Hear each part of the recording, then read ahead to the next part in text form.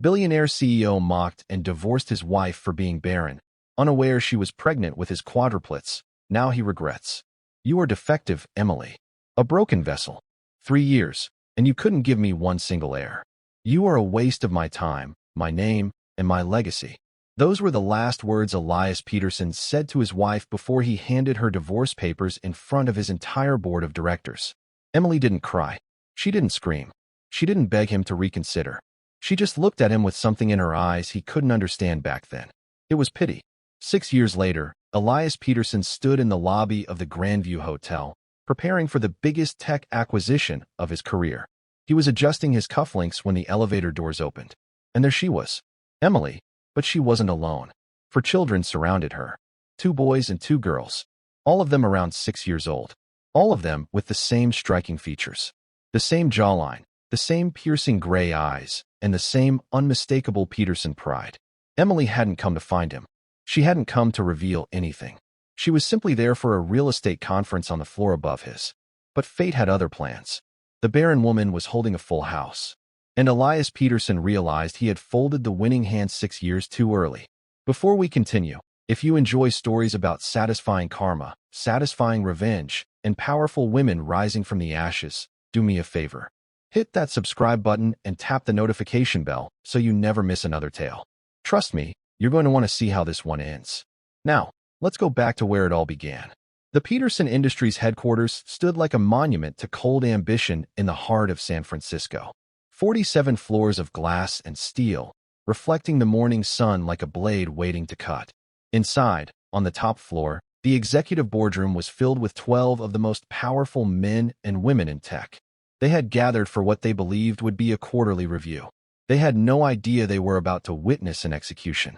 Emily Peterson stood outside the boardroom doors, her hands trembling slightly as she clutched the small gift bag in her fingers.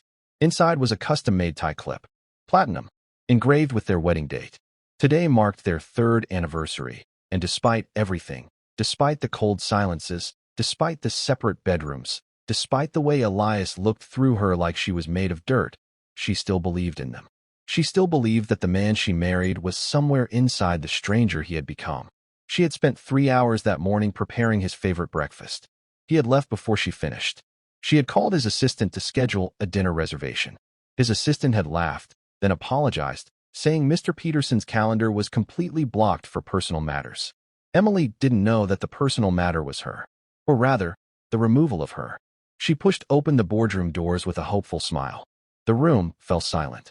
12 pairs of eyes turned toward her. And then she saw him, Elias, sitting at the head of the table like a king on a throne. But he wasn't looking at her with love. He wasn't looking at her with surprise. He was looking at her with something far worse. Satisfaction. Ah, perfect timing, Elias said, his voice smooth and cold. He didn't stand. He didn't greet her. He simply gestured to the empty chair at the far end of the table. Sit down, Emily. We were just about to discuss you. Emily's smile faltered. She looked around the room, searching for a friendly face, but found none. These people had attended her wedding. They had toasted to her happiness. Now they looked at her like she was an intruder. Elias, I just came to wish you a happy anniversary, she said softly, holding up the gift bag. I didn't mean to interrupt your meeting. Elias laughed. It was not a kind laugh. It was the laugh of a man who had already made up his mind and was simply enjoying the theater of destruction. Anniversary, he repeated, tasting the word like it was something sour. Do you hear that, everyone? She's here to celebrate our anniversary. Tell me, Emily, what exactly are we celebrating? 3 years of failure? 3 years of disappointment? 3 years of you proving that you are fundamentally incapable of fulfilling your one essential purpose. Emily's heart stopped.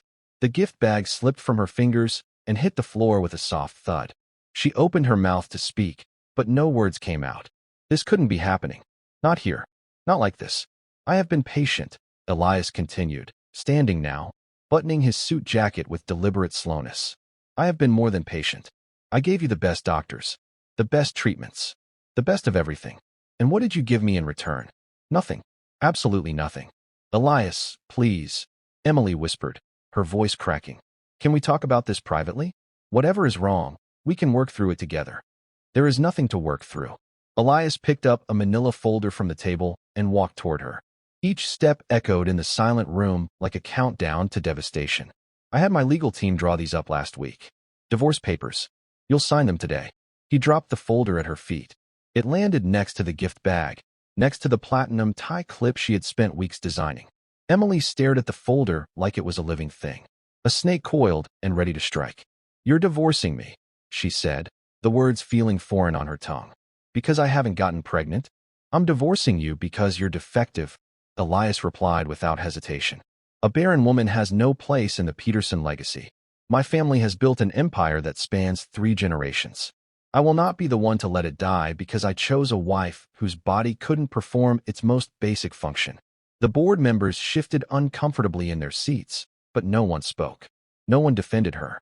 They were all complicit in their silence. Emily felt something inside her crack. Not break, not yet, but crack. Like ice forming fractures under pressure.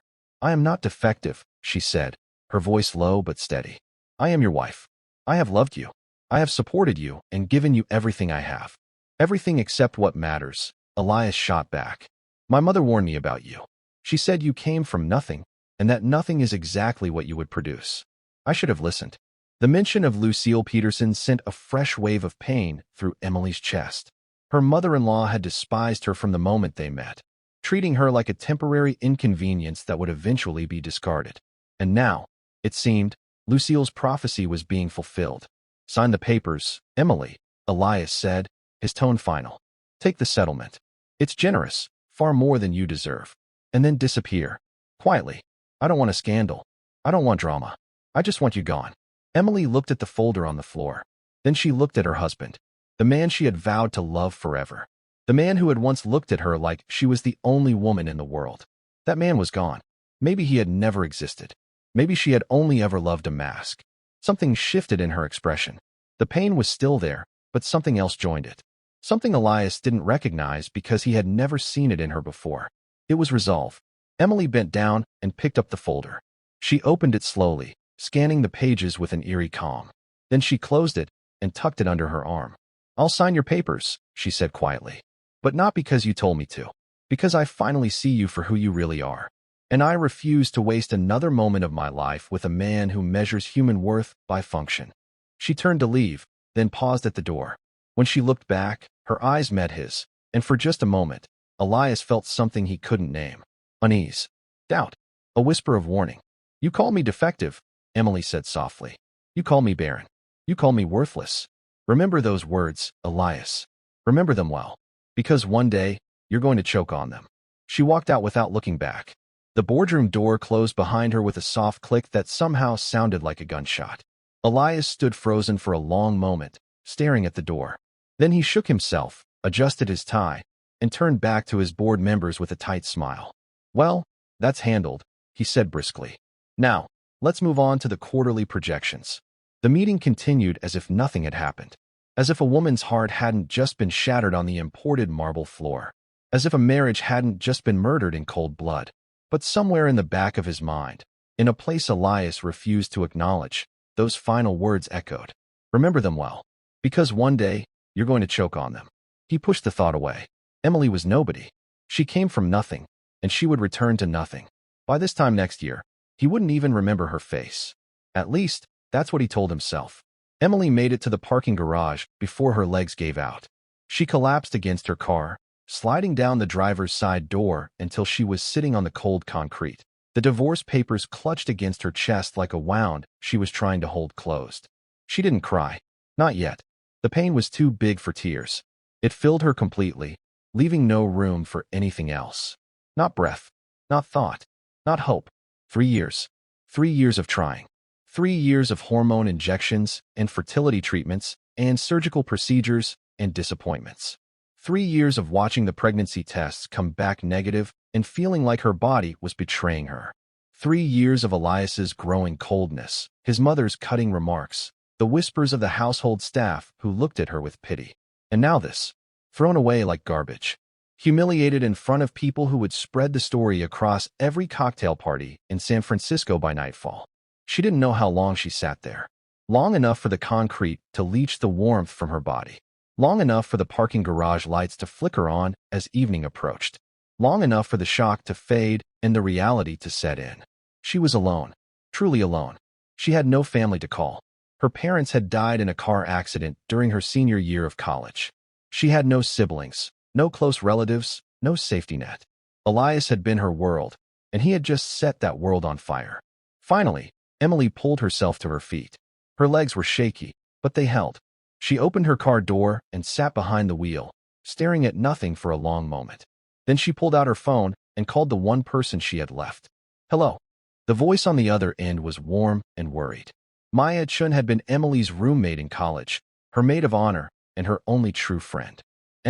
Is everything okay? You sound strange. He divorced me, Emily said flatly, in front of his entire board. Called me defective, barren, and a waste of his time. There was a long pause. Then Maya's voice came back, sharp with fury. I'm going to kill him. I'm going to come out there and literally murder him with my bare hands. Where are you right now? The parking garage at Peterson Industries. Don't move. I'm calling you a car.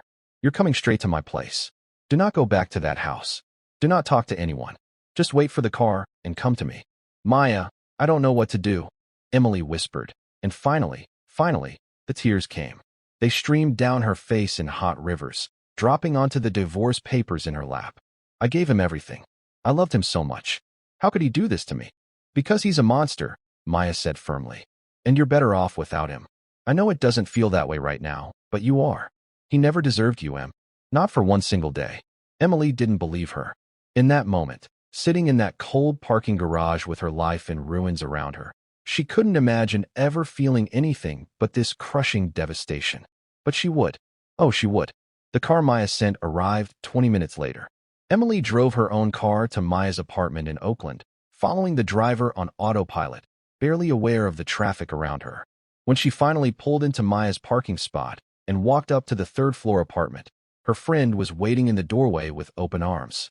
Maya held her while she cried, made her tea while she stared at walls, listened while she talked in circles, trying to make sense of something that would never make sense.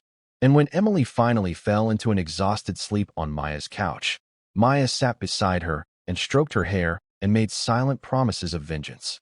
3 days later, Emily still hadn't signed the divorce papers. She wasn't sure why. There was no point in fighting. Elias had made his position clear, and she had no desire to remain married to a man who saw her as a failed investment. But something kept her from putting pen to paper, some stubborn spark that refused to give him the satisfaction of her immediate surrender. On the morning of the 4th day, she woke up nauseous. At first, she thought it was the stress. She had barely eaten in days, and what little she had consumed had been forced down at Maya's insistence. Her body was running on grief and caffeine. Of course she felt sick, but the nausea didn't stop. It came in waves throughout the morning, cresting just before noon when she barely made it to the bathroom in time. Maya found her there, slumped against the bathtub, pale and sweating. Okay, that's it, Maya said firmly. We're going to a doctor. I'm fine, Emily protested weakly. It's just stress. It's been 4 days of just stress. You're seeing a doctor, and I'm not taking no for an answer. 2 hours later, Emily sat on a crinkly paper-covered examination table in a clinic she'd never been to before, wearing a flimsy gown and waiting for a doctor she'd never met. She had refused to go anywhere near the fancy specialists Elias had always insisted on. Those doctors were his people. She wanted nothing more to do with his world. The doctor who finally entered was a middle-aged woman with kind eyes and graying hair pulled back in a practical bun. Dr. Patricia Okonkwo. She had a calm, steady presence that immediately put Emily at ease. So, Dr. Okonkwo said, settling onto her rolling stool with Emily's chart in hand, you've been experiencing nausea, fatigue, and dizziness for the past several days. Any other symptoms? Emily shook her head. I've also been under a lot of stress. I'm going through a divorce. I'm sorry to hear that. The doctor's sympathy was genuine but brief. Given your symptoms, I'd like to run a few tests. Standard blood work, just to rule out anything concerning. When was your last menstrual period? Emily had to think about it. The past few months had been such a blur of fertility treatments and disappointments that she had stopped paying attention to her cycle. The doctors at the fancy clinic had been tracking everything. I'm not sure, she admitted. Maybe 6 weeks ago. I've been doing IVF, so my cycle has been irregular. Dr. Okonkwo nodded, making a note. We'll include a pregnancy test in the blood work, just to cover all bases. Emily almost laughed. I'm not pregnant. Trust me. I've been trying for 3 years. My husband divorced me because I couldn't conceive. The doctor looked at her with an expression Emily couldn't quite read. Bodies are mysterious things, Mrs. Peterson. Let's just run the tests and see what we find. The blood draw was quick and painless. Emily was told to wait in the lobby for the results. Maya sat beside her, flipping through a magazine and making sarcastic comments about the celebrity gossip within to distract her friend. 45 minutes later, a nurse called Emily's name and led her back to Dr. Okonkwo's office. This time, Maya came with her, squeezing her hand for support.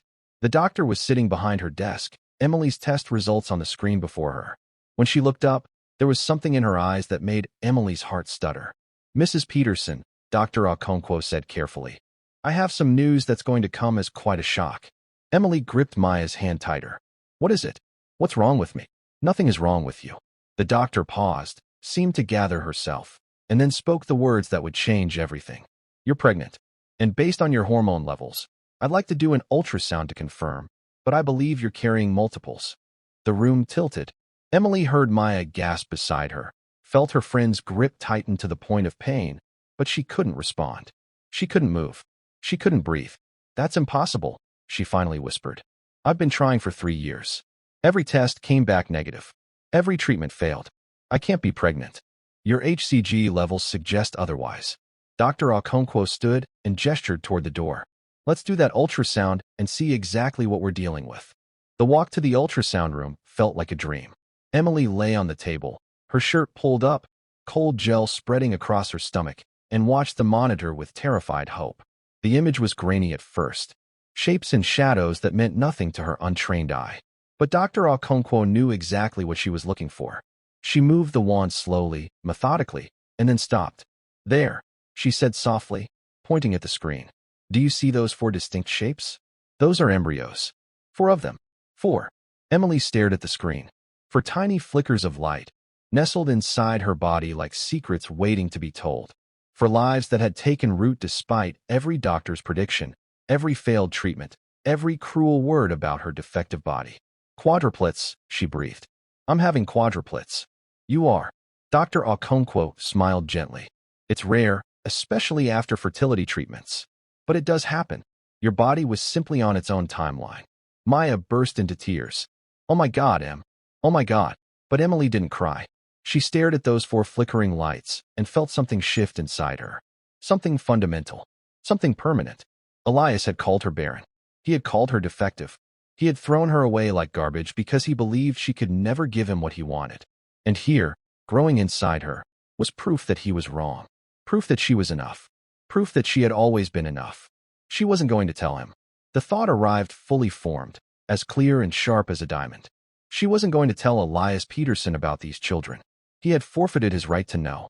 He had divorced her, humiliated her, declared her worthless in front of witnesses. He had made his choice. Now she was making hers.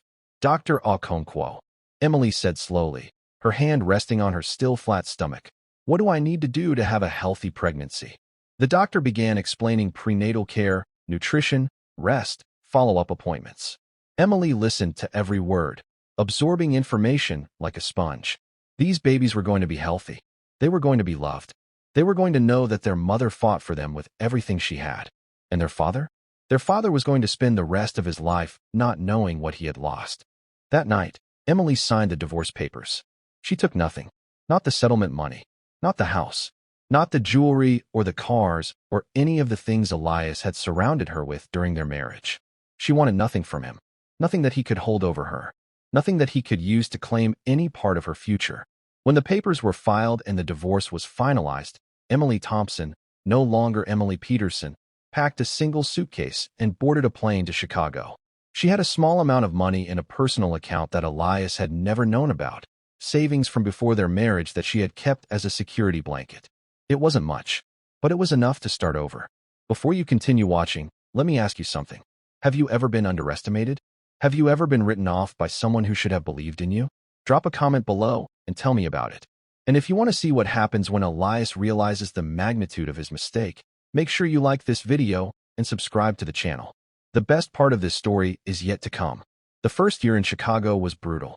Emily arrived with morning sickness that lasted all day, a bank account that was dwindling fast, and no support system except for Maya, who had stayed behind in California but called every single day without fail. She rented a tiny studio apartment in a neighborhood that was generous to call modest. She slept on a mattress on the floor because she couldn't afford a bed frame. She ate ramen and peanut butter sandwiches because groceries were expensive and she was saving every penny for the babies. She couldn't work a traditional job.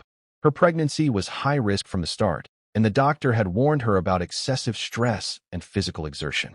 So she did the only thing she could think of. She got her real estate license. She studied online, taking the courses late at night when her insomnia wouldn't let her sleep, and again in the early morning when the baby's kicking woke her up.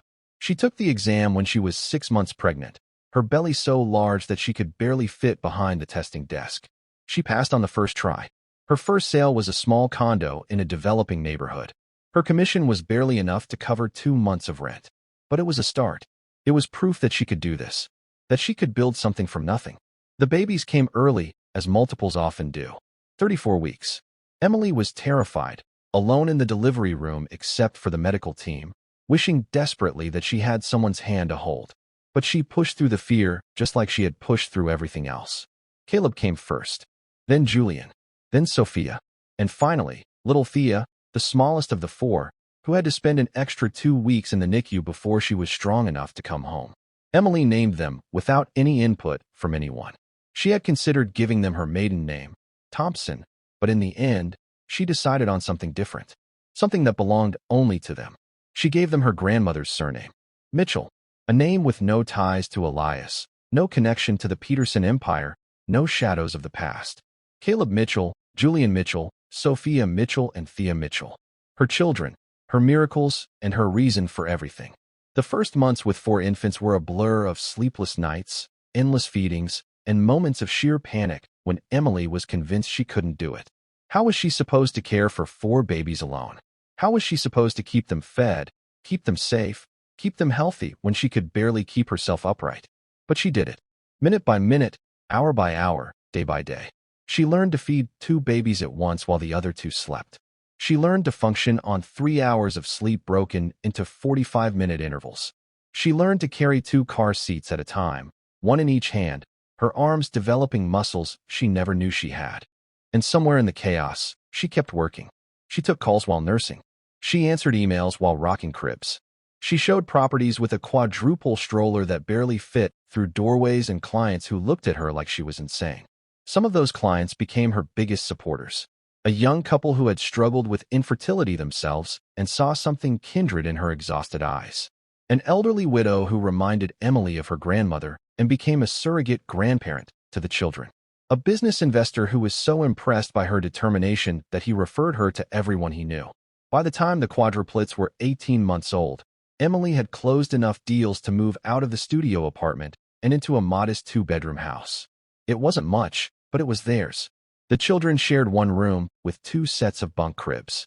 Emily slept in the other, often with at least one baby tucked against her chest. By the time they were 3, she had started her own brokerage, Mitchell Real Estate. She specialized in first-time home buyers, people who had been told they couldn't afford to own property, people who had been overlooked and underestimated by the traditional market. She knew what it felt like to be dismissed. She made it her mission to ensure her clients never felt that way. By the time they were 5, Mitchell Real Estate had expanded to 3 offices across the Chicago metropolitan area. Emily was being featured in local business magazines, interviewed on morning shows, and invited to speak at industry conferences. The woman who had been called worthless was building an empire of her own. And the children? The children were extraordinary. Emily had known from early on that her babies were different. They hit every developmental milestone early. They spoke in complete sentences before their 2nd birthday.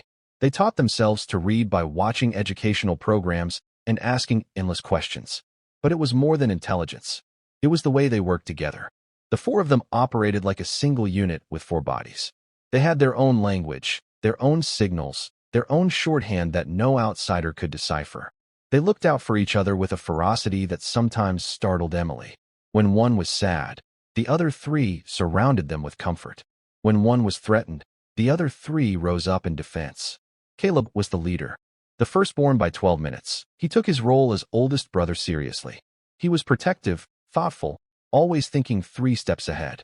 He had a mind for strategy that showed itself in everything from chess to playground negotiations. Julian was the charmer. He had an easy smile and a quick wit that drew people to him like magnets. He could talk his way out of any trouble and into any circle. But beneath the charm was a sharp intelligence that missed nothing. Sophia was the fierce one. The firstborn girl had inherited her mother's stubborn determination and amplified it tenfold. She was the one who stood up to bullies, who demanded fairness, who refused to accept anything less than equality. And Thea, the smallest, was the dreamer. She had a gentle soul and an artist's eye, seeing beauty in places others overlooked. But she was also the most perceptive of the four, reading emotions and undercurrents that her siblings missed. Together, they were formidable, and they knew, from the moment they were old enough to understand, that their family was different from other families. They knew they didn't have a father. Emily had never hidden that fact, but when they asked questions, as children inevitably do, she was careful with her answers. "Your father wasn't ready to be a daddy," she would say. "Sometimes grown-ups make choices that are hard to understand. But that's not your fault, and it doesn't change how loved you are." It was enough when they were toddlers. It was enough when they were preschoolers. But as they approached their 6th birthday, the questions became more pointed, more insistent. Why wasn't he ready? Caleb asked one night, his gray eyes, so like his father's, fixed on Emily's face. He had things he cared about more than being a parent. Emily answered honestly. His work, his legacy, his idea of what his life should look like. "Did he care about you?" Sophia demanded, her small hands clenched into fists. Emily hesitated. This was the question she had dreaded, the one that had no good answer. "He thought he did," she finally said. "But real love doesn't come with conditions. Real love doesn't tell you that you're worthless if you can't give someone exactly what they want. Your father didn't know how to love without conditions, and I think that made him very lonely." "Is he still lonely?" Thea asked softly, her artistic soul feeling something like pity for a man she had never met. "I don't know, sweetheart. I haven't seen him since before you were born." The children were quiet after that, processing the information in their connected way. Later, Emily heard them talking in their room, their voices low but intense. "He sounds like a jerk," Julian announced. Language, Caleb reminded him automatically. "Well, he does. Who tells someone they're worthless? That's messed up." "Mom's not worthless," Sophia said fiercely. "She's the best mom in the whole world. She built her whole company by herself. She took care of all 4 of us by herself. She's amazing." "He's stupid," Thea concluded quietly. "He had Mom, and he let her go. That's the stupidest thing I ever heard."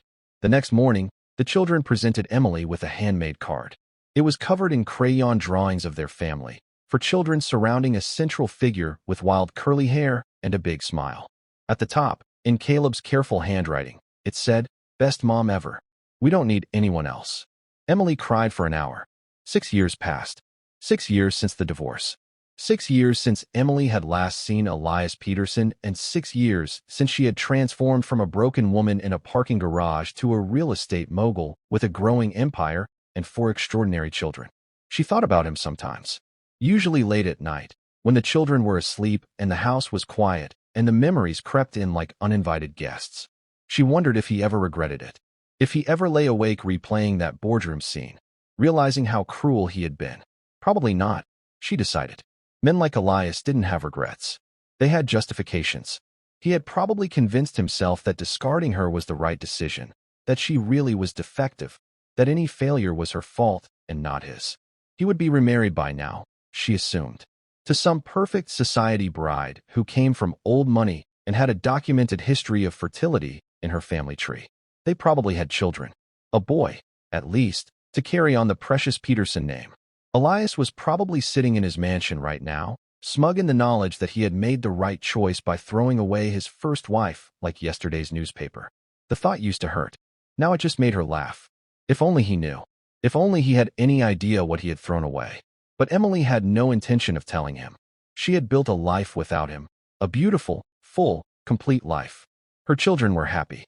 They were healthy. They were brilliant. They had everything they needed and nothing they didn't. Elias Peterson was a ghost in their story, a shadow that had no power over their light. At least, that was what Emily believed. Until a business conference in San Francisco changed everything. The National Real Estate Summit was the biggest industry event of the year. 3 days of networking, panels, and opportunities in the city by the bay. Emily had been invited to speak on a panel about building a business from the ground up, and the exposure would be invaluable for Mitchell Real Estate's expansion plans. She hadn't wanted to go. San Francisco held too many memories, too much history, too much risk of running into ghosts from her past. But her business partner, a sharp-minded woman named Patricia who had joined the company 2 years ago, had insisted. "You can't hide from California forever," Patricia had said bluntly. "And you definitely can't pass up this opportunity because you're scared of bumping into your ex-husband. San Francisco is a big city. What are the chances you'll even see him?" Famous last words. Emily brought the children with her. She had never been away from them for more than a day, and 3 days felt impossible. Besides, she reasoned, it would be good for them to see their mother in action, to understand what she had built and why it mattered. They flew first class, a luxury Emily still marveled at after years of scraping by. The children were perfectly behaved, as always, charming the flight attendants and impressing nearby passengers with their vocabulary and manners. The hotel was stunning. The Grandview, a 5-star establishment that catered to the wealthy and powerful. Emily had chosen it specifically because it was on the opposite side of the city from Peterson Industries. She had done her research. The tech summit happening that same week was at a different venue entirely. There was no reason their paths should cross. But fate, it seemed, had other plans. The morning of the second day, Emily and the children stepped into the elevator from their suite on the 15th floor. They were heading to breakfast before Emily had to prep for her panel. The children were debating which breakfast items they wanted to try, their voices animated but not loud, mindful of elevator etiquette as Emily had taught them. The elevator stopped on the 12th floor. The doors opened, and there, waiting to step inside, was Elias Peterson. He looked almost exactly as she remembered him. The same tall frame, the same sharp jawline, the same cold gray eyes. He was wearing a suit that probably cost more than most people's monthly salaries, his dark hair perfectly styled, his expression one of entitled impatience as he waited for the elevator. He stepped inside before he looked up, and then he saw her. Emily watched his face cycle through a series of emotions in rapid succession. Confusion, recognition, shock, and then, finally, something that looked almost like fear. "Emily." His voice cracked on her name. She stood perfectly still, her hand instinctively moving to rest on Caleb's shoulder. The children had gone quiet, picking up on the sudden tension in the small space. "Hello, Elias," she said calmly. His eyes were darting around now, taking in the scene before him. For children, for identical sets of features. The same gray eyes that stared back at him every morning in the mirror. The same stubborn jaw. The same thick dark hair. For children who looked exactly like him. "What?" he breathed, the word barely audible. "What is this?" "These are my children," Emily said simply. "Caleb, Julian, Sophia, and Thea." The children regarded him with expressions ranging from curiosity to suspicion. They had never seen a picture of their father, but they were smart enough to recognize the obvious. This man who looked like an older male version of them. This man who had made their mother's eyes go cold and distant. Elias was staring at them like he was seeing ghosts. His face had gone pale, his composure completely shattered. The elevator continued its descent, but no one moved to press a button, no one spoke. "They're mine," he finally said, his voice strangled. "They're mine, aren't they?" Emily tilted her head slightly, considering him with an expression he couldn't read. "They're mine," she corrected. "I carried them alone. I birthed them alone. I raised them alone and loved them for 6 years without a single moment of help from you. So no, Elias. They are not yours. They have never been yours." The elevator reached the lobby. The doors opened with a soft chime. Emily guided her children out with gentle hands on their shoulders, not rushing, not fleeing, just walking with the calm confidence of a woman who had nothing to hide and nothing to fear. "Emily, wait." Elias stumbled after her, his usual grace completely abandoned. "You can't just walk away. You have to explain. You have to tell me." She turned to face him in the middle of the lobby. People were staring. Of course they were. Elias Peterson was a famous man, and this scene was decidedly unusual. "I don't have to tell you anything," Emily said quietly. "You made your position perfectly clear 6 years ago. You divorced me in front of your board of directors because I couldn't give you an heir. Do you remember that, Elias? Do you remember every word you said?" He flinched like she had struck him. "I didn't know. Emily, I swear to God, I didn't know you were pregnant. You didn't know because you didn't care. You threw me away like garbage without a second thought. And now you want explanations? Now you want answers?" She laughed, and there was no humor in it. You're 6 years too late. She turned to walk away. Her children fell into formation around her, a protective unit that moved as one. Emily, please. His voice was raw now, desperate in a way she had never heard before. Please. They're my children. I have a right to know them. She stopped, turned and looked at him with eyes that held no warmth, no forgiveness, no mercy. You had a right to a wife who loved you, she said. You threw that away. You had a right to be there when your children were born. You threw that away too. You have no rights anymore, Elias. You gave them up when you decided I wasn't worth keeping. She walked out of the lobby and into the bright San Francisco morning, her children beside her, her head held high. Behind her, Elias Peterson stood frozen in the middle of the Grandview Hotel, surrounded by strangers who were witnessing the exact moment his entire world collapsed. The Barren woman had returned, and she had brought the 4 reasons why he was the one who was truly empty. If you're still watching, drop a like and hit subscribe because trust me, you don't want to miss what comes next. The confrontation is just beginning, and Emily is only getting started. Share this video with someone who needs to hear a story about rising from the ashes, and let's continue. Emily's hands didn't start shaking until she reached the conference room. She had maintained perfect composure through the elevator, through the lobby, through the walk across the street to the convention center. But now, safely inside a private room with the door closed behind her, her body finally rebelled against the stress she had been suppressing. Mom, Caleb's voice was worried. Are you okay? She sank into a chair and took several deep breaths, forcing her racing heart to slow. The children gathered around her, their small faces creased with concern. I'm okay, she assured them. That was just unexpected. I wasn't prepared to see him. That was him, wasn't it? Sophia's voice was hard, her small hands clenched into fists. That was our father. Emily hesitated, then nodded. There was no point in lying. They had seen the resemblance. They had heard the conversation. Yes, she said quietly. That was Elias Peterson, your biological father. The children exchanged glances, communicating in their silent way. Finally, Julian spoke. He looked scared, he observed. When he saw us, he looked really scared. He was surprised, Emily said carefully. He didn't know about you. I never told him. Good, Sophia declared. He doesn't deserve to know us. He was mean to you. I heard what he said. He called you names. Emily winced. She had hoped the children would miss that part. But of course they hadn't. They never missed anything. He said those things a long time ago, she told them. He was wrong, and he was cruel, but it was a long time ago. That doesn't make it okay, Thea said softly. Some things you don't get to take back. Emily thought. Her children understood something that Elias apparently never had. Some words leave scars that never fully heal. Some actions can never be undone. What happens now? Caleb asked, ever the strategist. Is he going to try to find us? Emily considered the question. Elias had been shocked, off balance, desperate. But he was also one of the most powerful men in Silicon Valley. When he recovered from the initial blow, he would undoubtedly try to track her down. He had resources, connections, lawyers. He could make her life very difficult if he chose to. But she was not the same woman she had been 6 years ago.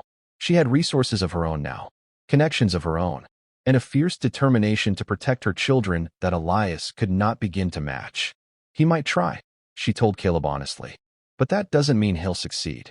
I've spent 6 years building a life for us. A safe, happy, complete life. No one gets to disrupt that. Not even him. The children nodded, satisfied by her certainty. They trusted her completely. She had never given them a reason not to. Emily pulled herself together and checked her watch. Her panel was in 2 hours. She needed to review her notes, prepare her talking points, be ready to present herself as the confident businesswoman she had worked so hard to become. Okay, team, she said, forcing energy into her voice. Here's the plan. I have a panel to do. Patricia is going to meet us in 20 minutes to take you to the children's program at the hotel. You're going to behave beautifully, as always, and I'm going to impress a lot of important people.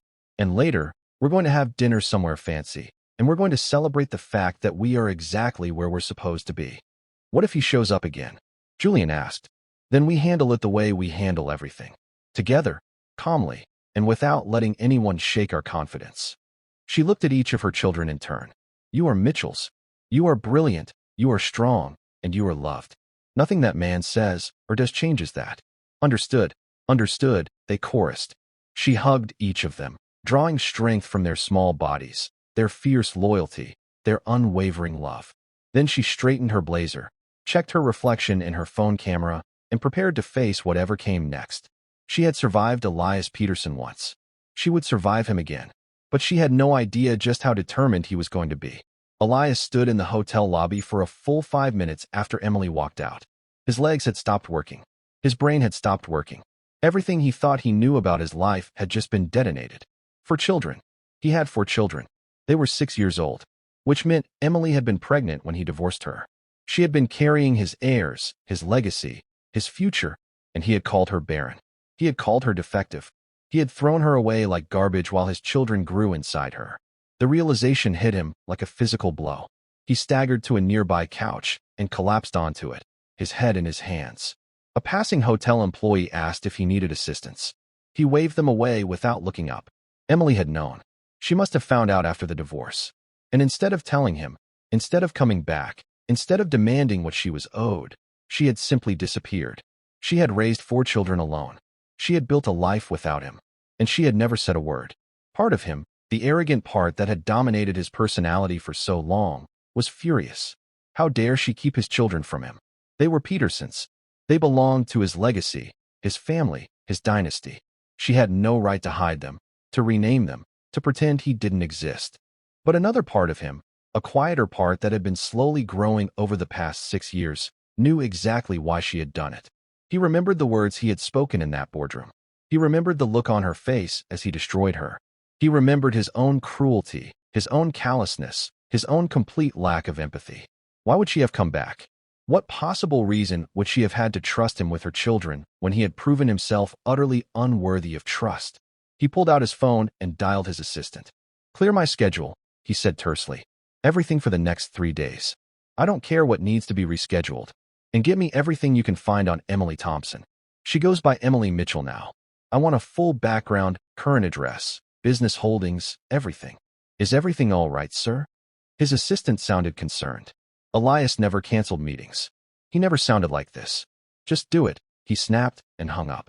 He sat on that lobby couch for another hour, replaying the scene in his mind. 4 children. 2 boys, 2 girls. All with his eyes. All with his jaw. All looking at him like he was a stranger. Because that's exactly what he was. He thought about the way Emily had looked at him. The complete absence of warmth. The utter lack of fear. She had changed. The woman he remembered had been soft, timid, eager to please. The woman in that elevator was made of steel and fire. She had looked at him like he was something small and insignificant, an obstacle to step around rather than a force to be reckoned with. It was terrifying, and, though he would never admit it out loud, it was also incredibly attractive. He shook off that thought immediately. That wasn't the point. The point was his children, his heirs, the legacy he had been so desperate to secure that he had destroyed his marriage in pursuit of it. Except the legacy had existed all along. It had been right there, waiting to be discovered, while he dated his way through a parade of unsuitable women and suffered through family dinners where his mother reminded him constantly of his failure to produce an heir. His mother. The thought of Lucille made his blood run cold. She couldn't know about this. Not yet. She would try to take control of the situation, deploy her lawyers, make demands. She would make everything worse. But she would find out eventually. These things always came out. And when she did, there would be hell to pay. Elias rubbed his temples, feeling a headache building behind his eyes. He needed to think. He needed a plan. He needed to figure out how to fix a mistake he had made 6 years ago. But even as he strategized, a small voice in the back of his mind whispered a terrible truth. Some mistakes can't be fixed. Some things you don't get to take back. Emily's words echoed in his memory. You gave them up when you decided I wasn't worth keeping. She was right. He had given them up. He had thrown away his wife, his children, his chance at real happiness because he was too proud, too cruel, too obsessed with control to see what was right in front of him. And now, 6 years later, he was finally starting to understand the magnitude of what he had lost. 3 days after the elevator encounter, Elias Peterson stood outside a brownstone in Lincoln Park, Chicago. The building was beautiful in an understated way. Warm red brick, white trim, flower boxes in the windows overflowing with colorful blooms. A home, not a showpiece. The kind of place where children grew up loved. He had found her easily enough. Emily Mitchell wasn't hiding. Her real estate company had a website with her photo prominently displayed. Her office address was public knowledge. A few calls to the right people had given him her home address as well. What he hadn't expected was how difficult it would be to actually approach. He had been standing on this sidewalk for 20 minutes, watching the house, trying to gather the courage to walk up those steps and ring the doorbell. Elias Peterson, who had closed billion-dollar deals without breaking a sweat, who had stared down hostile boards and ruthless competitors, was paralyzed by the thought of facing a woman he had wronged and 4 children who didn't know his name. Finally, he forced his legs to move. He climbed the steps. He rang the bell. The door opened almost immediately, but it wasn't Emily standing there. It was one of the boys. Caleb, if Elias remembered correctly. The firstborn. The one who had stood closest to his mother in the elevator, his small hand reaching up to touch her arm in silent support. Caleb looked up at him with cool gray eyes that were unsettlingly familiar. He didn't speak. He just waited.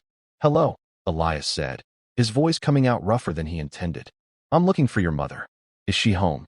Caleb studied him for a long moment. Then he turned his head and called over his shoulder. "Mom, that man from the elevator is here." Footsteps approached.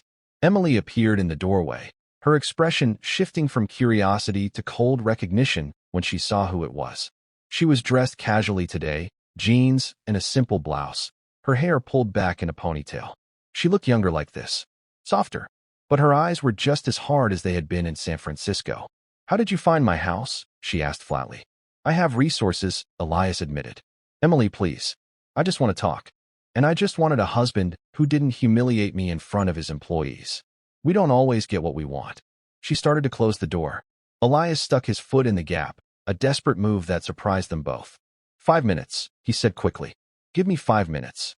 If you still want me to leave after that, I'll go. I won't come back. I promise." Emily stared at his foot like she was considering whether to slam the door on it anyway. Then she sighed and stepped back. "5 minutes. And you stay on the porch. You don't come inside my home." She stepped outside and closed the door behind her, leaving Caleb's watchful face visible through the window. Within seconds, 3 more faces appeared beside him. Julian, Sophia, and Thea. All 4 children watching through the glass like a panel of tiny judges. Elias glanced at them, then back at Emily. "They're beautiful," he said quietly. "They look just like you," Emily finished. "Yes, I'm aware. I see your face and there's every single day. It was difficult at first. Now I've made peace with it." The words hit him like a slap. She had to look at his face every day, in the children he had denied, in the family he had thrown away. And she had made peace with it, because she'd had no other choice. "I didn't know," he said. "Emily, I swear to you, if I had known you were pregnant, I never would have." "Would have what?" she interrupted. "Divorced me? Called me defective? Thrown me away like garbage?" She shook her head. "Don't rewrite history, Elias.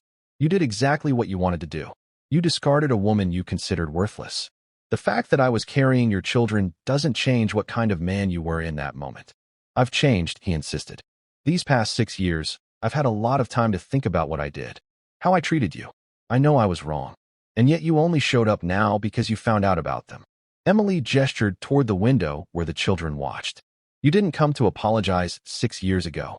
You didn't try to find me and make amends. You only care now because you discovered you have heirs." Elias opened his mouth to deny it, but the words stuck in his throat. Because she was right. If he hadn't seen those 4 faces in the elevator, he never would have sought her out. He had spent 6 years not thinking about Emily, not wondering how she was, not caring whether she had survived his cruelty. He had only come because something of his was at stake. The realization was sickening.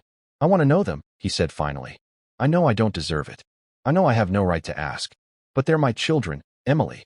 I want a chance to be part of their lives." "No." The word was immediate and absolute. No hesitation. No consideration. "Emily, please." I said no. Her voice was calm but immovable. "You don't get to walk back into their lives because it's convenient for you now. They are happy, healthy, brilliant children who have never felt the absence of a father because I made sure they had everything they needed. I will not let you disrupt that. I'm not trying to disrupt anything. I just want to meet them. Talk to them. Let them know I exist. They know you exist." Emily's eyes were hard. "They know exactly who you are and exactly what you did. I've never lied to them about their father. I've told them the truth. That you weren't ready to be a parent. That you cared about other things more. That you made a choice that can't be undone." The door opened behind her. Caleb stepped out onto the porch, followed by his siblings. They arranged themselves around their mother like a protective formation, small bodies radiating fierce loyalty. "We heard everything," Caleb said, his voice steady and mature beyond his years. "You're the man who hurt our mom." Elias crouched down to their level, trying to seem less intimidating. "I made a terrible mistake," he said softly. "I was cruel to your mother, and I'm sorry for that. I'm hoping I can make it right."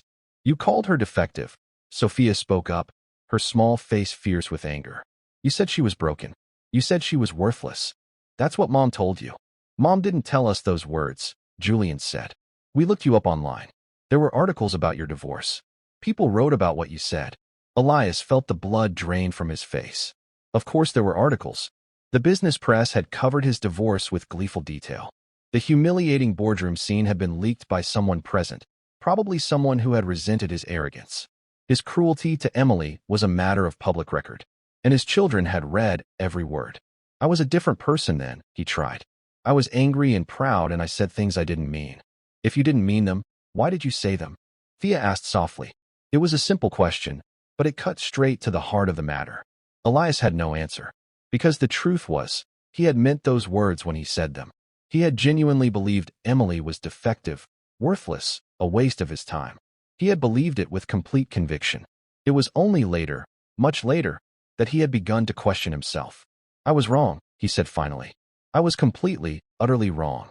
Your mother is the furthest thing from defective. She's incredible. She raised 4 children alone. She built a successful business from nothing. She's stronger than I ever gave her credit for." "We know," Caleb said coolly. "We don't need you to tell us how amazing our mom is. We see it every day. So what do you want from us?" Sophia demanded. "Why are you here?" Elias looked at the 4 faces before him. His children, his blood, and yet they looked at him like he was a stranger. Worse than a stranger, an enemy. "I want a chance to know you," he said honestly. "I know I haven't earned it. I know you have no reason to trust me. But you're my children, and I've missed 6 years of your lives. I don't want to miss any more." The children exchanged glances, communicating in their silent way. Finally, Julian spoke. "We need to discuss this. As a family." "Of course," Elias said, standing up. "Take all the time you need." "We will." Caleb's voice was dismissive. "You can go now. We have your number. If we decide we want to talk to you, we'll call." Elias blinked. A 6-year-old was dismissing him, telling him to leave. And somehow, despite everything, he found himself obeying. "Okay," he said, backing toward the steps. "I'll wait to hear from you." He looked at Emily one last time. She hadn't spoken during the children's interrogation, just stood there watching with an expression he couldn't read. "They're remarkable," he told her. "You've done an incredible job with them." "I know," she said simply. And then she turned and ushered her children back inside, closing the door firmly behind them.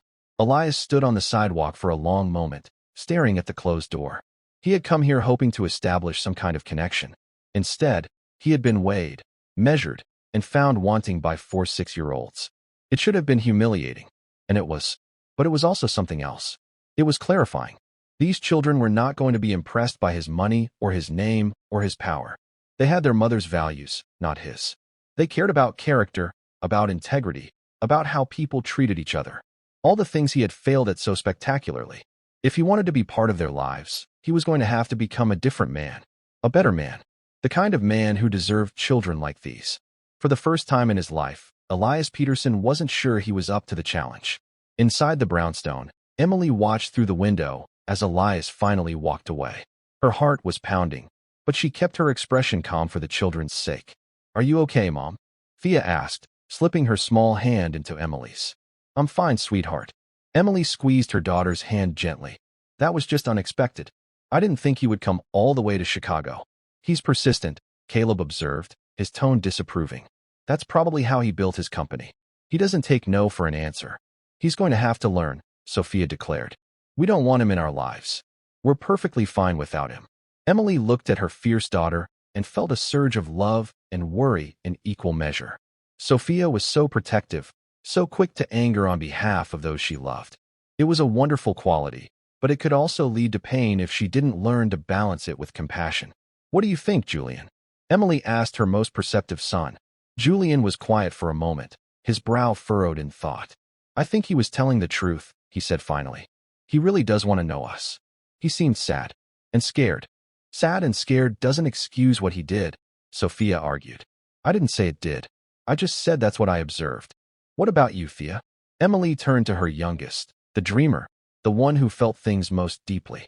Thea was quiet for a long moment. I think he's lonely, she said softly. Really, really lonely. And I think he knows it's his own fault. And that makes it even worse. Emily's heart clenched. Her children were so wise, so perceptive, so emotionally intelligent. They had inherited more than just her IQ. They had inherited her empathy, her insight, her ability to see beneath the surface of things. So what do we do? Caleb asked, slipping into his natural role as leader. Do we talk to him? Do we ignore him? What's the plan?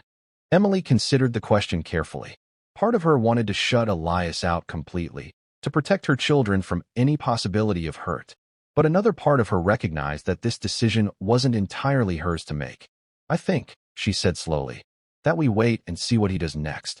Anyone can say they want to change. It's another thing to actually do it. If he really wants to be part of your lives, he'll have to prove it. And proving it will take time. What if he tries to force it? Sophia asked. What if he uses his money and his lawyers to make us see him?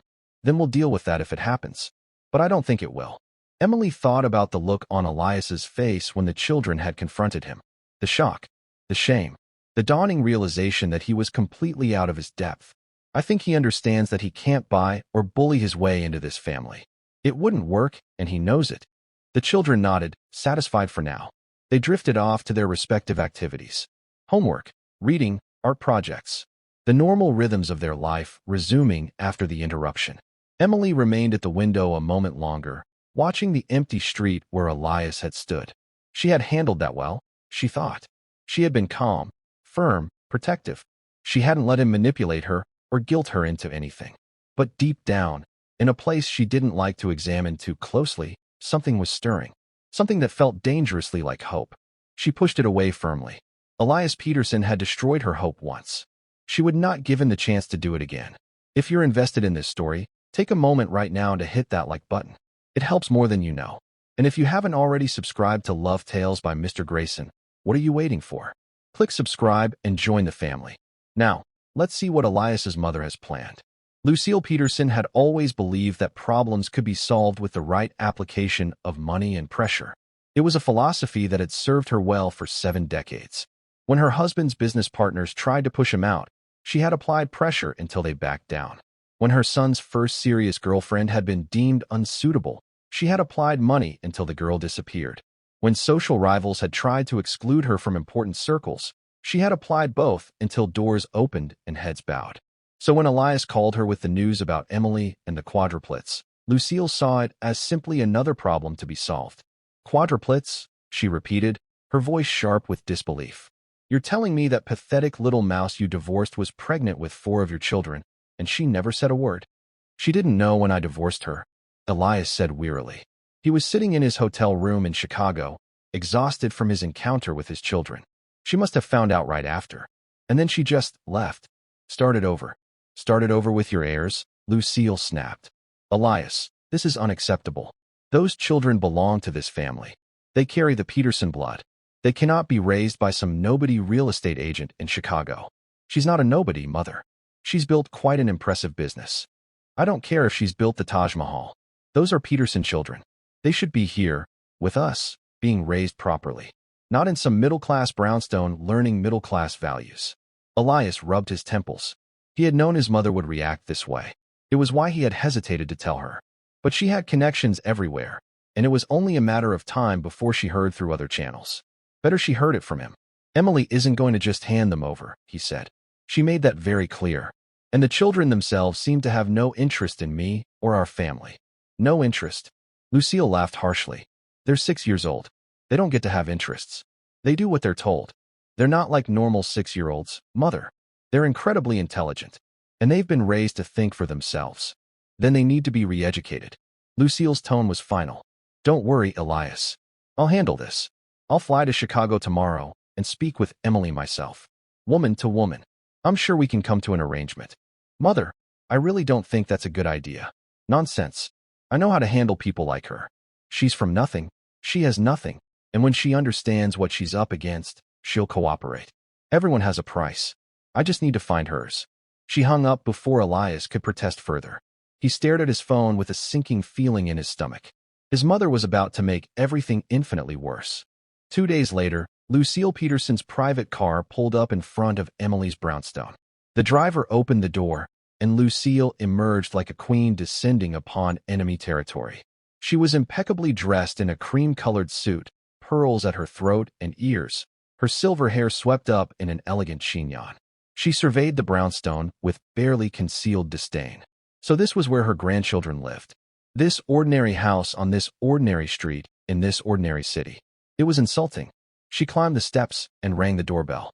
The door opened to reveal Emily, dressed in business casual attire, clearly on her way to work. "Mrs. Peterson," Emily said, her voice utterly flat. "I can't say I'm surprised. Then you know why I'm here." Lucille didn't wait for an invitation. She pushed past Emily and walked into the house, her sharp eyes taking in every detail. "We need to talk about those children." "My children," Emily corrected, closing the door. "And no, we don't."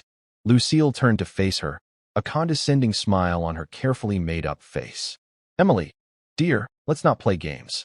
You've had your little adventure. You've proven whatever point you wanted to prove. But now it's time to be practical." "Practical," Emily repeated, crossing her arms. "Those children are Petersons. They deserve the best of everything. The best schools, the best opportunities, the best connections. You can't give them that. I can. My children are thriving. They're enrolled in an excellent school. They have every opportunity they need. And they have something your money could never buy. They have a mother who loves them unconditionally." Lucille laughed, a tinkling sound with no warmth behind it. "Love. How sweet. And how naive. Love doesn't open doors, Emily. Love doesn't secure futures. Love doesn't build legacies. Maybe not your kind of legacy." Emily's voice was calm but firm. "But I'm building a different kind. One based on character and integrity instead of wealth and status." Character and integrity. Lucille made the words sound like insults. "And what happens when character and integrity can't pay for college?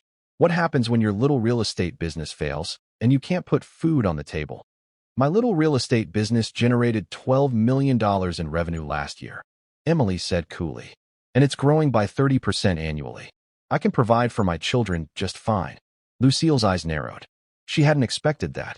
She had assumed Emily was still struggling, still desperate, still vulnerable to the right kind of pressure. "Time to change tactics.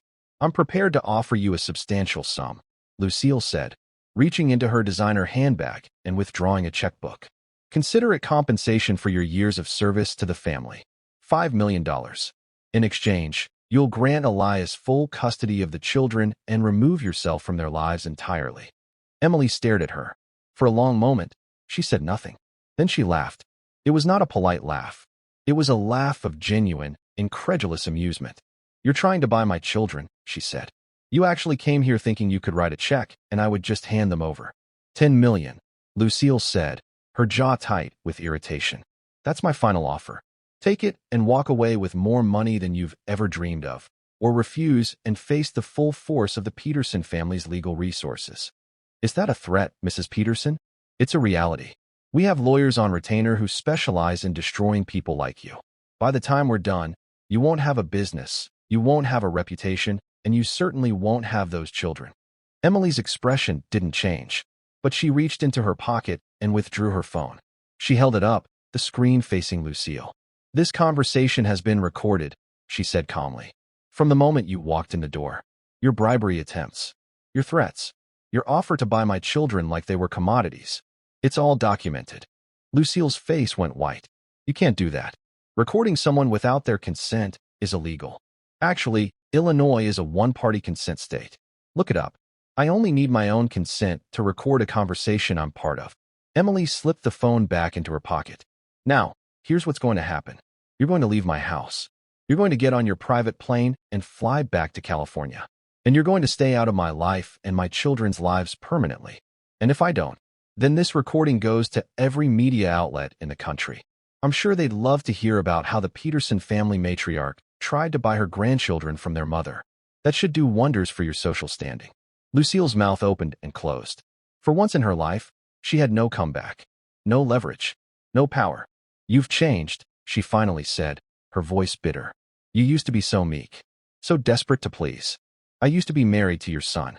that tends to beat the meekness out of a person. Emily walked to the door and opened it pointedly. Goodbye, Mrs. Peterson. I'd say it was nice to see you, but we both know that would be a lie. Lucille gathered what remained of her dignity and swept toward the door.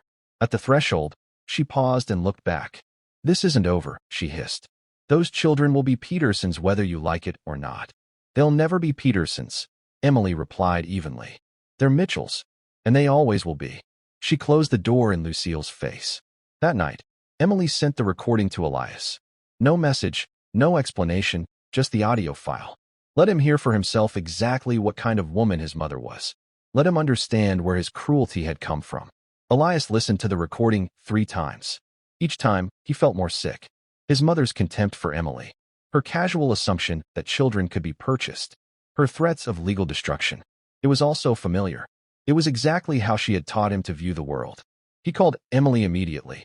I'm sorry, he said when she answered. I'm so sorry. I told her not to come. I knew she would make things worse. You knew, but you told her anyway. Emily's voice was tired but unsurprised. That's the thing about you Petersons. You always know something is wrong, but you do it anyway. She had to find out eventually. I thought it would be better coming from me. And look how well that worked out. Elias was quiet for a moment. What she said, about the lawyers, about destroying you, she doesn't speak for me. I would never try to take them from you that way. Would you take them from me another way? The question hung in the air. Elias thought carefully before answering. I don't want to take them from you at all, he said finally. I want to be part of their lives, yes, but not at your expense. Never at your expense. I've done enough damage. Emily didn't respond. I'm going to talk to my mother, Elias continued. I'm going to make it clear that she is to have no contact with you or the children. If she tries anything, if she sends lawyers or threatens you in any way, I'll stop her. I promise you that. Your promises don't mean much to me, Elias. I know, but I'm going to keep this one. Watch and see. He hung up, and then he did something he should have done years ago. He called his mother and told her that if she ever interfered with Emily or the children again, he would cut her out of his life completely. Out of the company. Out of everything. Lucille raged. She threatened. She guilt-tripped. But Elias held firm. For the first time in his life, he stood up to the woman who had shaped him into the cruel man he had become. It was a start. A small one. But a start nonetheless. Despite his promise, the situation escalated. Lucille, operating through back channels and proxies, managed to file a motion in family court. A petition for grandparent visitation rights, framed as concern for children who were being kept from their rightful family. Emily received the legal papers on a Tuesday morning, delivered by a process server who looked apologetic about the whole thing. She read through the documents with growing fury, then called her own lawyer. Can they do this? She demanded.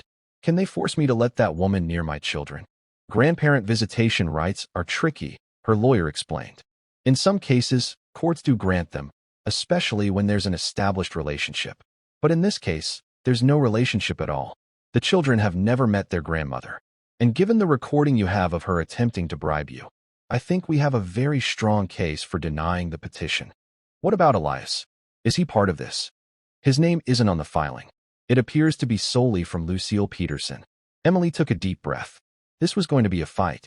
She had known it would come eventually, but she had hoped for more time. A week later, Elias showed up at her door again. This time, he looked different. Haggard. Worn. Like he hadn't slept in days. I heard about the court filing, he said before she could speak. I want you to know I had nothing to do with it. I told my mother to back off. She went behind my back. And you expect me to believe that? I expect you to believe the truth. He held up his phone. I filed a motion to intervene. On your side.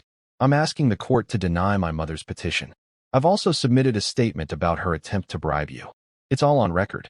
Emily stared at him. You're fighting against your own mother? She's wrong. What she did was wrong. What she's doing now is wrong. Someone has to stop her, and apparently that someone has to be me. It was so unexpected that Emily didn't know how to respond. She had been prepared for Elias to side with his mother, to present a united Peterson front against her. She had been preparing for war. Instead, he was handing her ammunition. Why? She finally asked. Why would you do this? Because I meant what I said. I don't want to take them from you. I don't want to force anything. I just want a chance to know them. And I can't do that if my family is attacking you at every turn. He paused, seeming to struggle with his next words. I've spent a lot of time thinking about what you said, about how I only showed up because I found out about the children. You were right. If I hadn't seen them in that elevator, I never would have sought you out.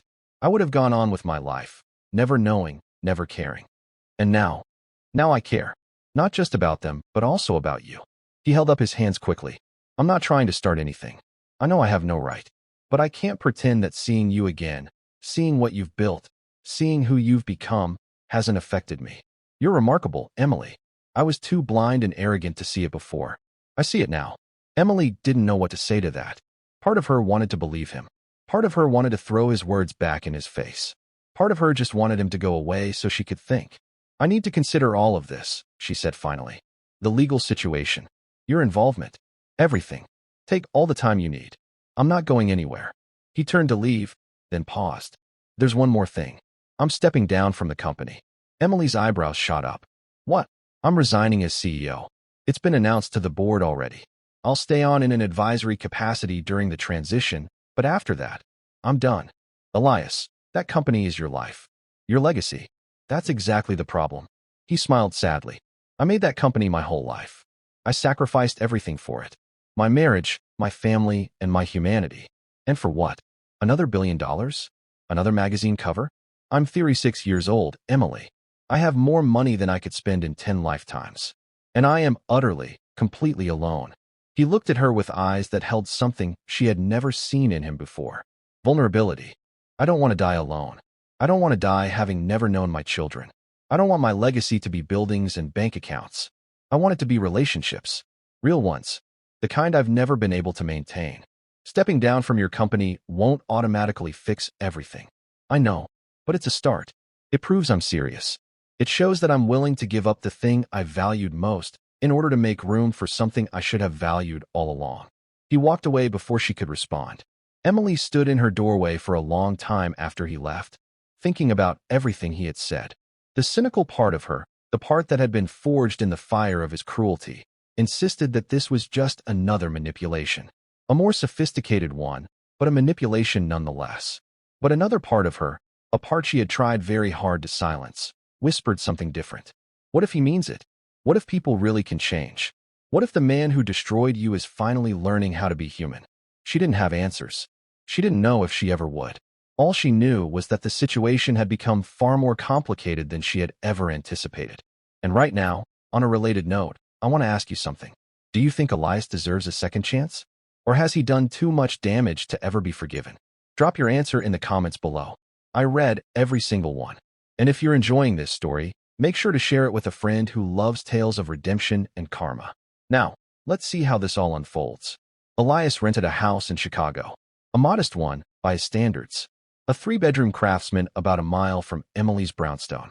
Close enough to be nearby if she ever let him in. Far enough to give her space. He didn't decorate it. He barely furnished it. He didn't care about the aesthetics. He only cared about the proximity. Every day, he went through the same routine. He woke up early. He went for a run in the neighborhood. He passed by Emily's house, never stopping, never staring, just acknowledging silently that this was where his children lived. Then he came home and waited. Waited for what? Exactly, he wasn't sure. A phone call, a text message, an invitation, some sign that he hadn't completely destroyed every chance he had. The court case dragged on. Despite his intervention, despite his statement against his own mother, the wheels of justice moved slowly. Lucille's lawyers filed motion after motion, delaying and obstructing. She was determined to make Emily's life as difficult as possible, even if she couldn't win. Elias spent hours on the phone with his own lawyers, countermanding every move his mother made. He attended court hearings. He submitted additional statements. He did everything in his power to make this nightmare end. But none of it brought him any closer to his children. He saw them sometimes, from a distance, walking to school with their mother in the morning, playing in the backyard in the afternoon, coming home from what looked like soccer practice, still in their uniforms, laughing and jostling each other. They never saw him. He made sure of that. He wasn't stalking them. He was just watching, just aching from afar. The worst part was the laughter. He could hear it sometimes, carried on the wind, and it cut him like a knife. That was the sound of a happy family, a complete family, a family that had everything it needed without him. For the first time in his life, Elias Peterson was confronted with something his money couldn't buy, his power couldn't acquire, and his name couldn't command. He was confronted with irrelevance. He simply didn't matter to the people who should have mattered most to him. It was devastating. He started seeing a therapist. Another first. Elias had always viewed therapy as weakness, something for people who couldn't handle their own problems. But his problems had grown so large that he couldn't see around them anymore. He needed help. He finally admitted it. His therapist was a no-nonsense woman named Dr. Rita Callahan, who refused to be impressed by his wealth or intimidated by his reputation. In their sessions, she pushed him to examine his behavior, his patterns, his beliefs. She made him trace the roots of his cruelty back to their source.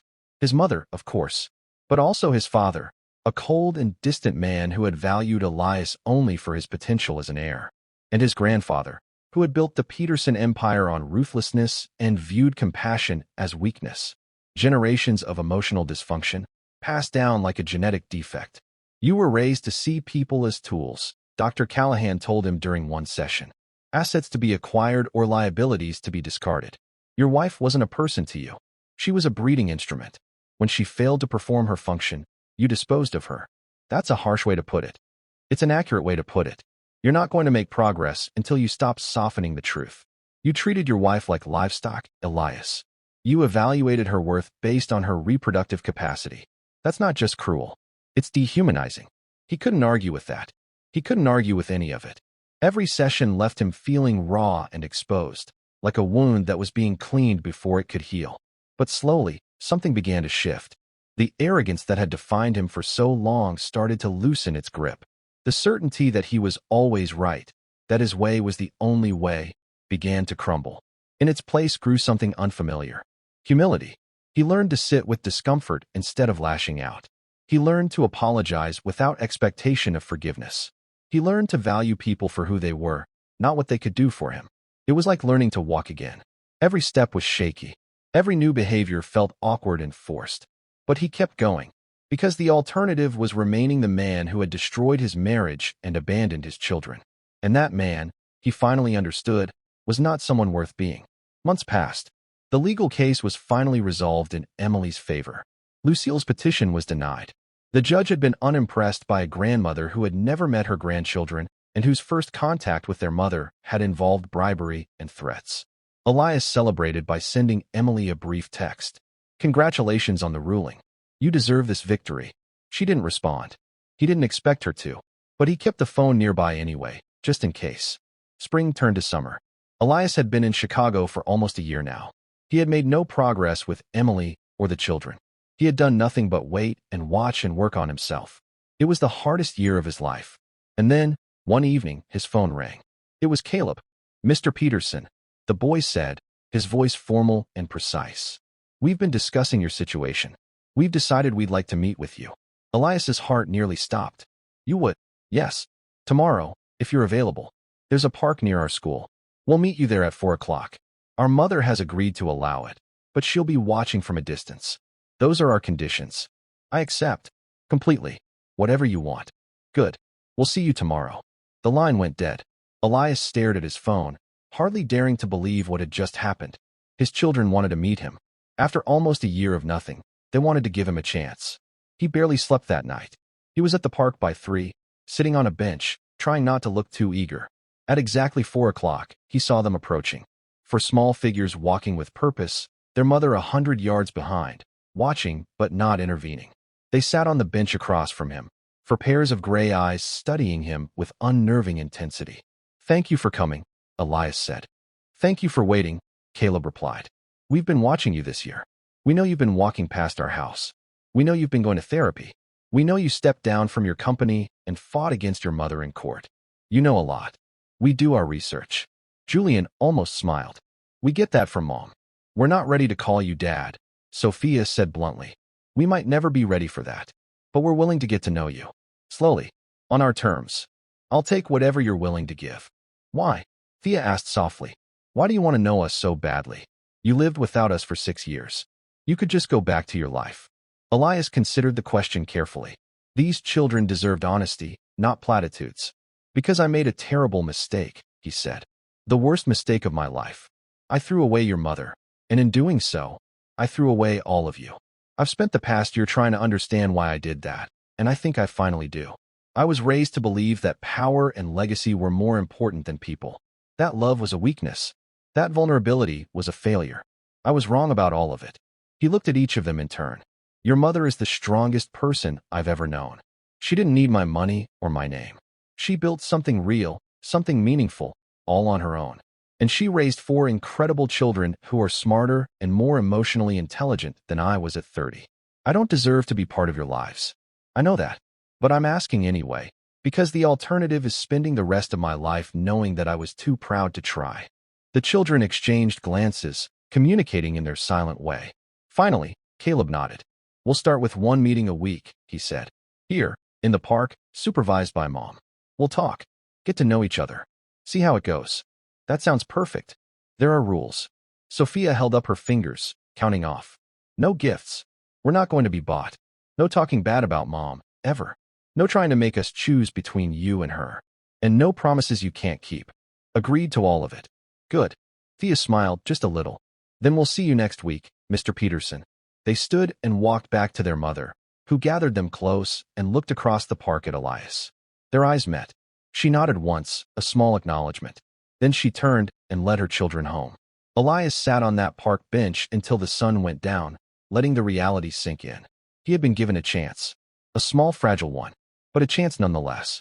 He wasn't going to waste it. The weekly meetings became the center of Elias's existence. Every Saturday at 4 o'clock, he sat in that park and talked with his children. At first, the conversations were stilted, formal, more like interviews than family time. The children asked him questions and evaluated his answers. He felt like a job applicant who desperately wanted the position but knew his resume was full of red flags. But gradually, slowly, things began to shift. Julian told a joke one day, something silly about a mathematician and a bar, and Elias laughed genuinely. Julian grinned, pleased to have cracked his father's serious exterior. After that, the meetings got a little easier. Thea brought her sketchbook to their 4th meeting and shyly showed Elias her drawings. He studied each one carefully, asking thoughtful questions about her techniques and inspirations. Her eyes lit up in a way that made his heart ache. Sophia challenged him to a debate about wealth inequality, armed with statistics and arguments far beyond her years. She beat him soundly. He told her she would make an excellent lawyer or senator someday. She said she was considering both. Caleb remained the most reserved, watching and evaluating, not quite ready to let his guard down. Elias understood. Caleb felt responsible for his siblings. He wouldn't fully accept anyone who might pose a threat to them. Emily continued to watch from a distance, never joining the meetings, but always present. Sometimes Elias caught her eye, and she would nod slightly. Other times, she would be deep in conversation on her phone, multitasking even while supervising. She was always working, always building, always proving that she needed nothing from anyone. After 3 months of park meetings, the children invited Elias to their house for dinner. It was Thea's suggestion, supported by Julian, tolerated by Sophia, and approved by Caleb only after extensive deliberation. Emily cooked. A simple meal, nothing fancy, but made with care. Elias sat at her table, surrounded by children who were starting to feel like his children, eating food prepared by the woman he had once discarded like garbage. The surreality of the moment nearly overwhelmed him. "This is delicious," he said, and meant it.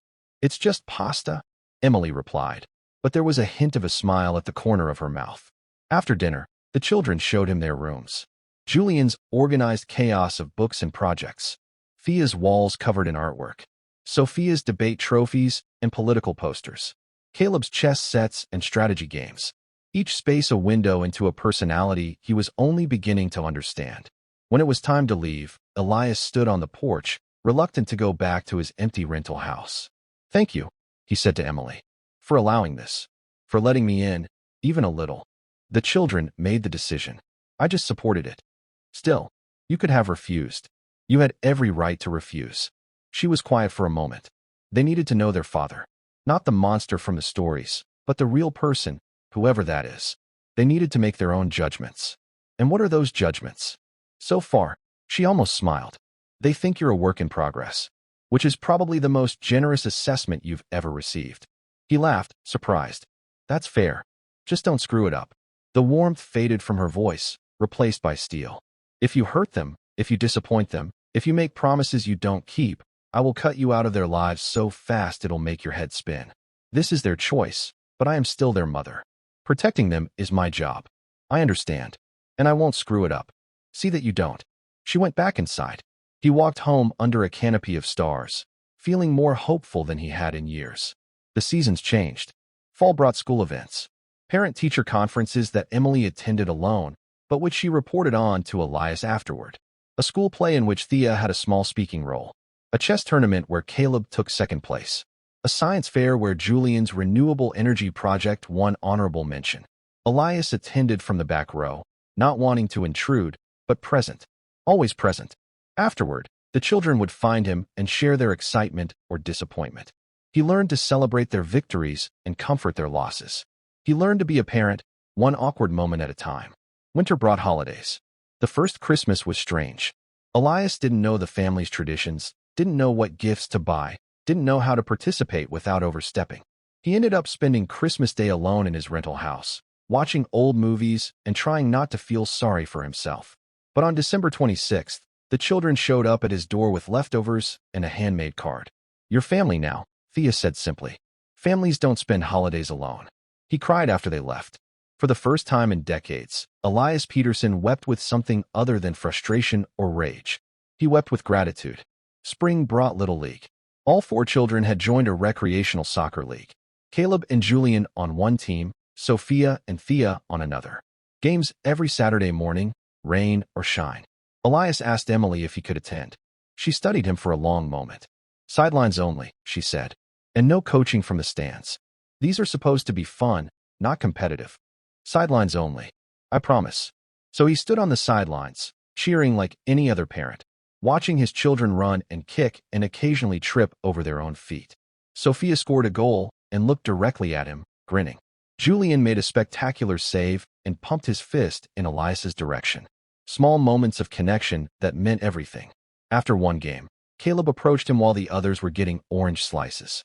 "You're doing better," Caleb said, his tone still evaluative but less hostile than before. "Thank you. I'm trying." "I know." Caleb hesitated. "We've been talking, the 4 of us, about what to call you." Elias's heart stuttered. "You don't have to call me anything. Mr. Peterson is fine. Mr. Peterson is weird. You're not our teacher." "What were you thinking then?" Caleb looked at his shoes. "Maybe we could try Elias. For now, and see how it goes." "I would like that very much." Caleb nodded, still not meeting his eyes. "Don't make it weird." "I won't." The boy ran off to join his siblings. Elias watched him go, marveling at the fact that his firstborn son had just offered him a small piece of acceptance. Not Dad. Not yet. Maybe not ever. But Elias. A name. An acknowledgement that he existed, that he mattered, that he was becoming part of their lives. It was more than he had dared to hope for. And it was enough. Summer came again. A full 2 years since the elevator encounter. 2 years of patience, of growth, of slow, painful rebuilding. Emily invited him to the children's 7th birthday party, a backyard celebration with friends and cake and games. He arrived with 4 carefully chosen gifts, one for each child, nothing extravagant, just things he knew they would love. The party was loud and chaotic and wonderful. Children running everywhere, parents chatting in small groups. Emily at the center of it all, orchestrating with practiced ease. Elias found himself drafted to man the grill. Apparently, it was the traditional job for any adult male who showed up without other assigned duties. He grilled burgers and hot dogs, chatted with parents he didn't know, and watched his children play with their friends. At one point, Thea ran past him and paused just long enough to give him a quick hug around the legs. "Thanks for being here, Elias," she said, and ran off again. Such a small thing. Such a simple thing. And yet it nearly brought him to his knees. After the party, after the guests had left and the children had collapsed in sugar-induced exhaustion, Elias helped Emily clean up. They worked in companionable silence, gathering plates and cups, folding chairs, bagging trash. "Thank you for including me," he said. "The kids wanted you here. Still, I know it can't be easy for you, having me around." Emily paused in her cleaning. She looked at him for a long moment, her expression unreadable. "It's gotten easier," she admitted. "Watching you with them. Seeing how hard you're trying. You're not the same man who divorced me, Elias. I can see that. I'm trying not to be. I know." She returned to cleaning. "That's why I let this continue. That's why I invited you today. Because the man I married would never have had the humility to sit on those sidelines. He would have tried to buy his way in or lawyer his way in. He wouldn't have waited patiently for 2 years for children who had every right to reject him. I would have waited 20 years. 40. However long it took. I believe you. She tied off a garbage bag and set it aside. And that belief is something I never thought I'd feel again. They finished cleaning as the sun set. The children were inside, watching a movie, their energy finally depleted. Elias prepared to leave, as he always did, returning to the rental house that still felt temporary even after 2 years. Elias. Emily called as he reached his car. He turned. She stood on the porch, backlit by the warm glow of the house. For a moment, she looked exactly as she had on their wedding day, full of hope and possibility. The kids have been asking if you could come to dinner more often, maybe once a week instead of just special occasions. His breath caught. I would love that. Wednesdays, 6 o'clock. Don't be late. She went back inside. Elias stood by his car, looking at the house that held everything that mattered to him. His children, their mother, a second chance he had done nothing to deserve. He drove home slowly, savoring the moment. Things weren't perfect. They might never be perfect. Emily wasn't his wife anymore, and she might never be again. The children called him Elias, not Dad, and that might never change either. The wounds he had inflicted hadn't fully healed. Perhaps they never would. But this was enough. This was more than enough. This was a miracle he had no right to expect and every intention to cherish. The story doesn't end with a wedding. It doesn't end with a perfect reconciliation. It doesn't end with Elias getting everything he wanted. It ends with a man sitting in the stands at a Saturday soccer game, watching 4 7-year-olds kick a ball around a muddy field. It ends with a woman beside him, not quite a friend, not quite a partner, but something in between, something still being defined. It ends with the word Elias called out by a child who scored a goal and wanted him to see. It ends with a second chance that was earned, not demanded, given, not taken, nurtured, not wasted. And if you're still here, if you've made it to the end of this story, then let me leave you with this. Everyone makes mistakes. Some of those mistakes are small and easily forgotten. Others are life-altering disasters that reshape everything they touch. But even the worst mistakes, the cruelest words, the most devastating actions, don't have to be the end. Change is possible. Redemption is possible. Not easy, not quick, but possible. Elias Peterson learned that lesson the hard way. He lost a wife before he understood her value. He missed 6 years of his children's lives because he couldn't see past his own arrogance. He spent decades being the kind of man who measures worth in productivity and success. But he changed. Slowly, painfully, imperfectly, he changed. And because he changed, he got something he never expected. He got a family. Not the family he had planned. Not the picture-perfect dynasty he had envisioned. But a real family. Messy and complicated and full of people who had every reason to reject him but chose not to. That's the real legacy. Not buildings or bank accounts. Not company names or stock prices. But the people who remember you when you're gone. The children who carry pieces of you into the future. The love that persists despite everything that tried to destroy it. Elias Peterson finally understood that. And it only took losing everything to learn it. If this story touched you, if it made you think, if it reminded you of someone you know or something you've lived through, then do me a favor. Hit that like button. Share this video with someone who needs to hear it. And subscribe to Love Tales by Mr. Grayson for more stories about love, loss, and the complicated journey of becoming who we're meant to be. Because that's what these stories are really about. Not just entertainment, not just drama, but the truth of human experience, wrapped in narratives that help us see ourselves more clearly. Thank you for watching. Thank you for being here. And remember, it's never too late to become the person you should have been all along. Until next time.